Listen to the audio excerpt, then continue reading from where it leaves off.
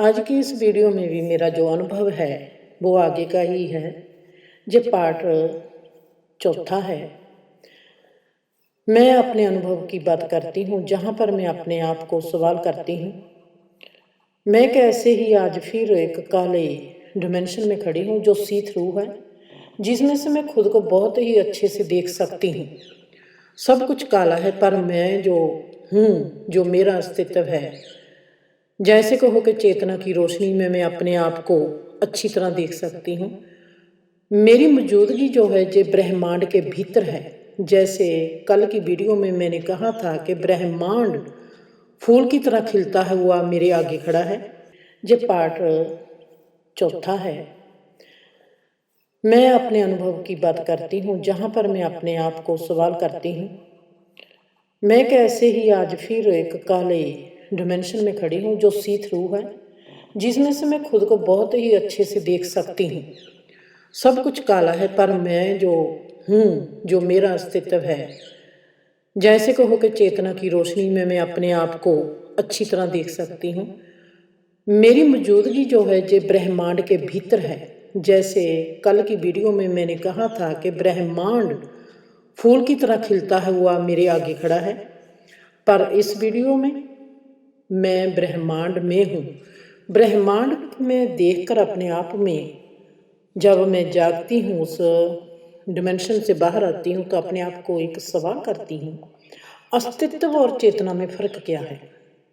अब जो नया सवाल मेरी यात्रा है और इस वीडियो में इसका उल्लेख करती हूँ।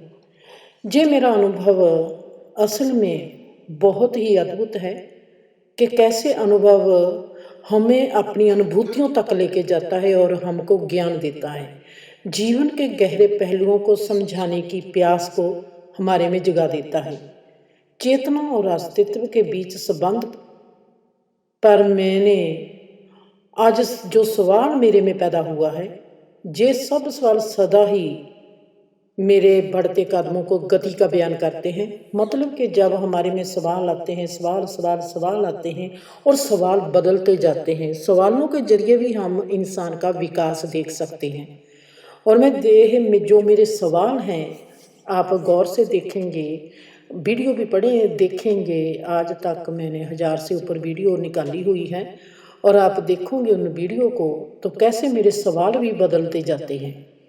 सवाल भी कदमों की गति का बयान देते हैं। चेतना और अस्तित्व के संबंध का जो चिंतन है, असल में ये बहुत ही इतना जागरूकता वाला है।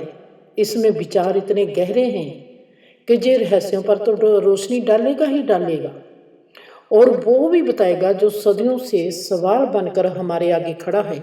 आज की जनरेशन से पूछो, मैं अपने माँ बाप से पूछती हूँ, या अपने उम्र के हम उम्र से पूछती हूँ, किसी को भी ऐसे सवालों के जवाब नहीं पता थे, और ना ही मुझको पता थे, ना ही मैंने पढ़े, ना ही मैं सुनी। ऐसे ही सवाल है मेरा सवाल भी आज तक के हर व्यक्ति के भीतर से ही जन्मता है, पर पलता कभी भी नहीं।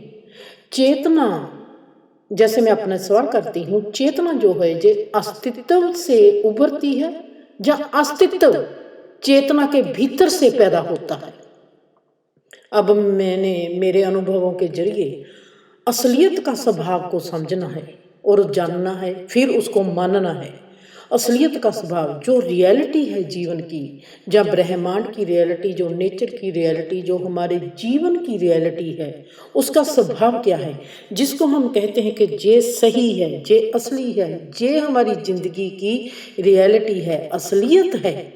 जो असलियत होती है उसका स्वभाव कैसा होता है, हम उसको कैसे समझेंगे, हम उसको कैसे जानेंगे, या फिर हम उसको कैसे मानेंगे।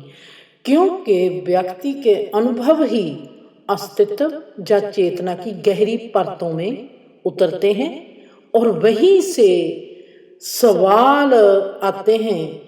जब हम बाहर के डिमेंशन में देखते हैं, बाहर की दुनिया में देखते हैं, तो हमारे में सवाल पैदा आते हैं।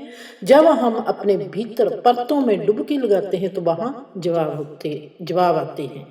असल में हैरानगी से जब भी कोई भी व्यक्ति इन रहस्यों की खोज की यात्रा करता है, तो सबसे अच्छा ये समझना चाहिए कि ये मूल्यवान मानसिकता होती है जो उसकी रहनुमाई करती है, जिसकी मंजिल में आखिर में क्या मिलता है, प्रबोधन की प्राप्ति होती है, मतलब कि इनलाइटमेंट मिलती है।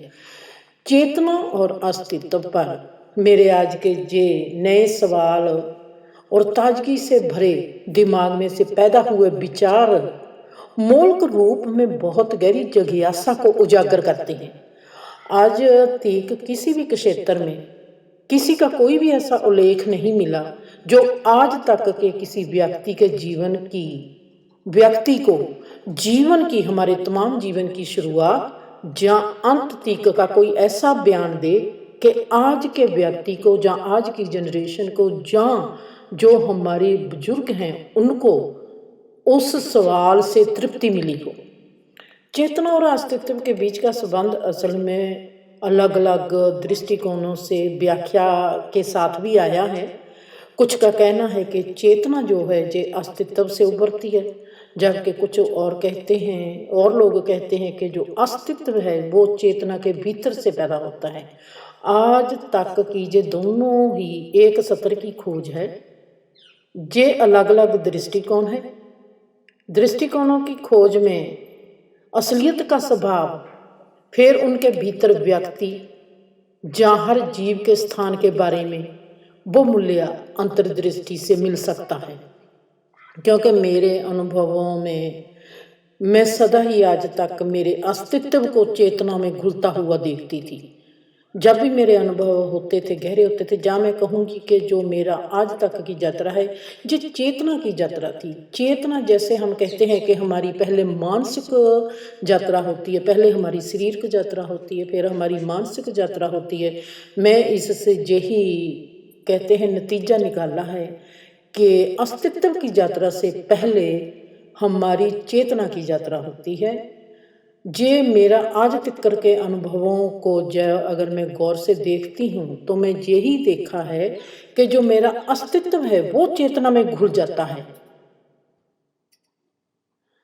और आज पहली बारी जो चेतना है मैं इसको मानती हूँ कि ये दिमाग की महारानी है और अस्तित्व उससे बड़ा बनकर बाहर खड़ोता है। आज मैं पहली बार अस्तित्व और चेतना को अलग रूप में देखती हूँ। चेतना और अस्तित्व की जो प्रकृति के बारे में सवाल अक्सर असलियत का स्वभाव है उससे ही निकलेगा। असलियत का स्वभाव क्या है, वो कैसे रूप लेती है, उसका रंग कैसा है, उसका आकार कैसा है, उससे उजागर हो सकता है कि चेतना क्या है, अस्तित्व क्या है।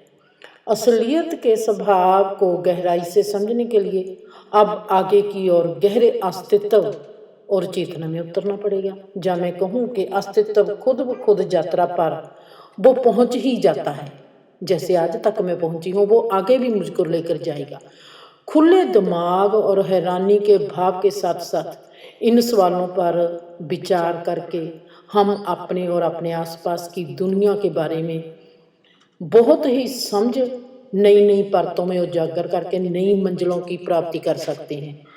अस्तित्व के रहस्य को अपनाना और हैरानी के प्रति अपने आप को खुला रखना ये बहुत ही सुंदर मानसिकता है जिससे हम बहुत ही व्यक्तिगत विकास कर सकते हैं और अंतर्दृष्टि प्राप्त कर सकते हैं।